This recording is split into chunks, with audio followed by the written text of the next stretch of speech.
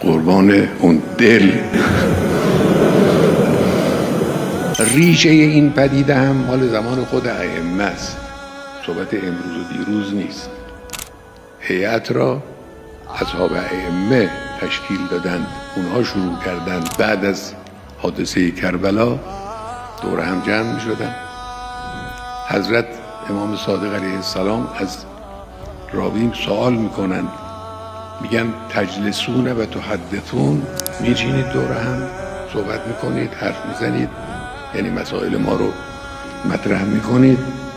او جواب میده که بله این کار رو میکنیم، یعنی همین مجموعه هیئات. بعد حضرت میفرمایند که ان تلک المجالس احبها، من دوست میدارم این مجالس، قربان اون دل.